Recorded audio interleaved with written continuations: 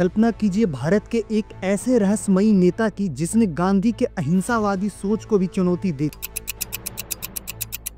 जिसने जर्मनी और जापान के साथ हाथ मिलाकर के ब्रिटिश अंपायर को उस समय नींव से हिला डाला था। उसी नेता की मौत की जो कहानी है इतनी रहस्यमयी है कि आज भी आज़ादी के लगभग 75 साल से ज़्यादा हो चुके हैं, लेकिन आज तक पता नहीं चल पाया कि क्या वो सच में मरे थे या उन्हें जिंदा रह करके गुमनाम कर दिया गया।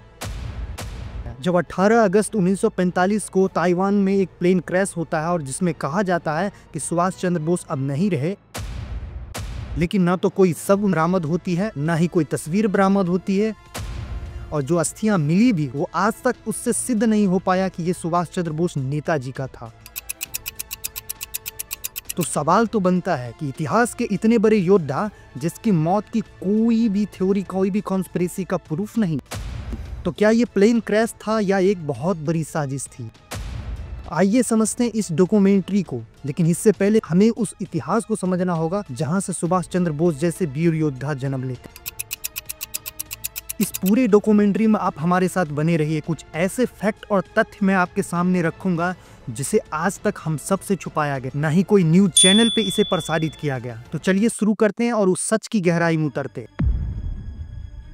कहानी शुरू होती है 1919 जालियांवाला बाग हत्याकांड, जब जनरल डायर के एक आदेश पर गोलियों की अंधाधुंध बौछार के बीच सैकड़ों भारतीय की मौत हो जाती है। और यहीं से उपजता है वो क्रोध जिसने एक युवा के अंदर एक ऐसी प्रेरणा भरी कि वो पूरे ब्रिटिश एम्पायर से सीधा सीधा टक्कर लिया। और वही युवा आगे चलकर बनता है नेताजी सुभाष चंद्र बोस। बोस का रास्ता नेहरू और गांधी से बिल्कुल अलग। जहां एक तरफ देखा जाए तो गांधी जी ने सत्याग्रह और अहिंसा का मार्ग चुना, वहीं सुभाष चंद्र बोस का सीधे तौर पर कहना था कि तुम मुझे खून दो, मैं तुम्हें आजादी दूंगा। उन्होंने जर्मनी, जापान जैसे देश के साथ हाथ मिला करके अपनी सेना, अपनी फौज, आजाद हिंद फौज भी बना ली थी। और ये फौज को देख करके अंग्रेज की रीढ़ के अंदर ऐसा डर बनता है कि आज तक किसी भी आंदोलन से ब्रिटिश अंपायर इतनी हिली नहीं। ब्रिटिश के खुद बड़े बड़े जो नेता थे, लॉर्ड माउंटबेटन से लेकर के क्लेमेंट एटली जैसे बड़े बड़े ब्रिटिश नेता ये खुद बोलते हैं कि आजाद हिंद फौज की विद्रोह और सैन्य विद्रोह 1946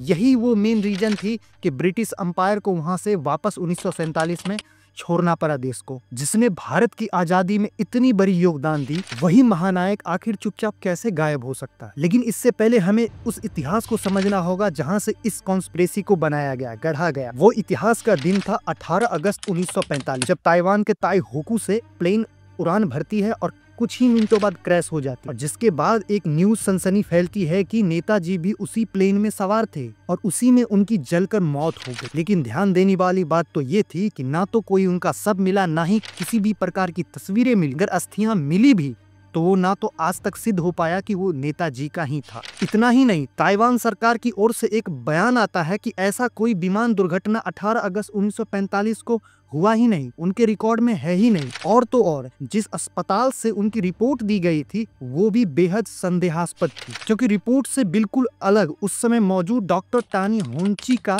जो बयान था वो दोनों अलग अलग। लेकिन समय बीतता है और इस कॉन्स्पिरेसी को सुलझाने के लिए 1956 में शाह नवाज कमेटी का गठन किया जाता है और उसके बाद 1970 में खोसला कमीशन का भी एक कमेटी गठन किया जाता है इस केस की जांच करने के लिए। और इस दोनों कमेटी का जो रिपोर्ट था वो बिल्कुल सेम था। दोनों कमेटी की रिपोर्ट ने माना कि बोस मरे थे, लेकिन कोई ठोस पुख्ता सबूत नहीं है। लेकिन सोचने वाली बात यह है कि इतिहास में जहां नेताजी जैसे सूरवीर का नाम हो, वहां सबूतों का अभाव कैसे?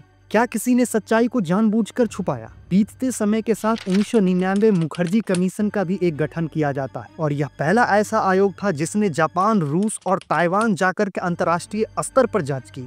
नतीजा बहुत ही चौंकाने वाला आता है, जिसके रिपोर्ट में ना तो कोई पक्का सबूत मिला, लेकिन 18 अगस्त को जो एक कॉन्स्पिरेसी बनाई गई थी कि प्लेन क्रैश में नेताजी की मौत हुई है, वो बिल्कुल रिपोर्ट में नहीं था। मतलब ये साफ था कि 18 अगस्त 1945 को नेताजी प्लेन क्रैश में मरे ही नहीं थे। रैंको जी की मंदिर में जो सुभाष चंद्र बोस की अस्थियां कहकर रखी गई थी वो बिल्कुल भी मैच नहीं किया सुभाष चंद्र बोस के डीएनए से। और इस रिपोर्ट में ये भी खुलासा हुआ था कि जितने भी गवाह या जितने भी बयान दर्ज किए गए थे उन सब में बिल्कुल अलग अलग विरोधाभास भी देखा गया। और इसी बीच मुखर्जी कमीशन ये कहती है, उम्मीद हो कि बोस कभी मरे ही नहीं थे बल्कि वे कहीं और जीवित थे। पर सरकार ने इस बात को और इस रिपोर्ट को ही ही बाद में खारिज कर दिया। अगर रिपोर्ट गलत थी तो उसका खंडन प्रमाण के साथ क्यों नहीं किया गया? अगर सही थी तो बोस जिंदा होने के बाद भी इस बात को क्यों दबाया गया? क्या उस समय 1999 में किसी भी प्रकार की राजनीतिक दबाव थी गवर्नमेंट पर? क्योंकि जहां एक तरफ सरकार उस जांच कमेटी को खुद बनाती है, उस रिपोर्ट को खुद बनवाती है और फिर बाद में उसी रिपोर्ट को खारिज कर देती है, क्या ये एक प्रकार की नियोजित चुप्पी थी? क्योंकि दोस्तों इतना ही नहीं, जब 1985 में उत्तर प्रदेश के फैजाबाद डिस्ट्रिक्ट में जब एक गुमनामी साधु का देहांत होता है तो लोग कहते थे कि यह कोई और नहीं बल्कि नेताजी सुभाष चंद्र बोस थे, क्योंकि जिन चीजों की बरामदगी हुई थी वो किसी आम व्यक्ति की नहीं हो सकती है, जैसे कि जर्मन चश्मा हो या बोस का दस्तावेज हो, उनकी तस्वीरें हो या हाथ से लिखा हुआ पत्र, जो केवल बोस की शैली में ही ये मेल खाती थी। लेकिन जब इतने सारे प्रूफ और फैक्ट होने के बाद भी जब डीएनए टेस्ट करवाने की मांग की गई तो सरकार ने यहाँ पर साफ साफ इनकार कर दिया और 2005 में ही मुखर्जी कमीशन ने ये मानने से भी इनकार कर दिया कि वो गुमनामी बाबा कोई फर्जी नहीं थे। पर सवाल फिर वही है कि अगर वो गुमनामी बाबा सुभाष चंद्र बोस नहीं थे तो फिर डीएनए जांच से परहेज क्यों किया गया? अगर जब पहचान छुपाने की कोशिश अगर इतनी गहरी हो तो सच खुद ब खुद सामने बयां होने लगती है। क्या इस कॉन्स्पिरेसी को छुपाना एक राजनीतिक चाल था? आइए उसे समझते हैं। नेहरू की सरकार के समय बोस से जुड़ी हुई 100 से ज्यादा फाइलें को टॉप सीक्रेट रखा गया। इतना ही नहीं, उनके परिवार पर आईबी की 20 साल तक निगरानी रखी गई। आखिर क्यों? अगर बोस मरे थे तो उनके परिवार की जासूसी क्यों की जा रही थी? क्या बोस के जीवित रहने से कांग्रेस की राजनीति हिल सकती थी? क्या यह संभव है कि बोस जैसे क्रांतिकारी छवि नेहरू और गांधी के शांतिपूर्ण राजनीति को चुनौती दे रहा था और इसी वजह से बोस को इतिहास के हाशिए पर डाल दिया गया? क्या बोस की सच्चाई को इसलिए छुपाया गया क्योंकि उस समय जो राजनीतिक कहानियां बनाई जा रही थी उसमें वो बिल्कुल फिट नहीं बैठते थे? उनका सोच बिल्कुल क्या अलग था। अब तक जो इस कॉन्स्पिरेसी के पीछे जो मेन 3 थ्योरी बनाई गई है, जिसमें से पहला थ्योरी था ऑफिशियली प्लेन क्रैश की थ्योरी, जो सबसे चर्चित तो रहा था लेकिन सबसे कम फैक्ट और प्रूफ है। दूसरा थ्योरी था गुमनामी बाबा का, जो सबसे चर्चित था, जिसमें कुछ हद तक प्रूफ भी सामने आए थे, दस्तावेज हो या सामान हो या गवाही हो या उनके रहन सहन की बात हो, सब कुछ नेताजी से मेल खाते थे। लेकिन डीएनए टेस्ट से मना करने के बाद ये थ्योरी भी नहीं सुलझ पाई। तीसरा था यूएसएसआर की थ्योरी। दावा किया जाता है कि बोस रूस चले गए थे और केजीबी उनकी फाइल को आज भी सील करके रखी है। आज तक इन तीनों थ्योरी में से कोई भी थ्योरी पूरी तरीके से सिद्ध नहीं हो पाई, लेकिन गुमनामी बाबा हो चाहे मुखर्जी कमीशन के निष्कर्ष, ये सबसे ज्यादा प्रामाणिक और फैक्ट प्रूफ माने जाते हैं।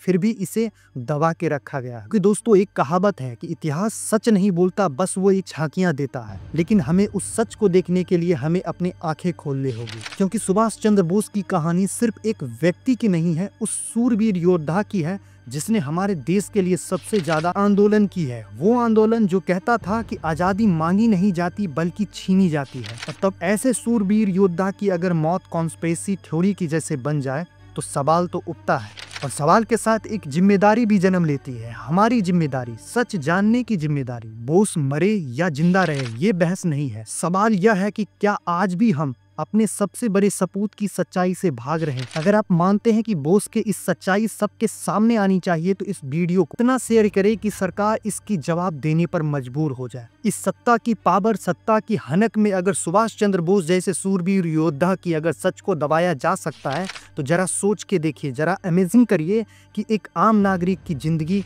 का जो सच होगा उसको किस तरीके से दबाया जाता होगा, जिसको मैं अगले नेक्स्ट एपिसोड में आपके बीच लेकर के आ रहा हूँ। वो सच होगा बिहार के हेल्थ सिस्टम की, क्योंकि जरा आप सोचिए कि आपका परिवार बीमार पड़ता है और आपको मेडिकल हॉस्पिटल जाने के लिए आपको ट्रैक्टर की ट्रॉली और कई किलोमीटर पैदल चलना पड़े, और अगर जैसे तैसे वहाँ पहुँच भी गए तो वहाँ डॉक्टर नहीं, बिस्तर नहीं और अंततः कोई विकल्प नहीं बचता है।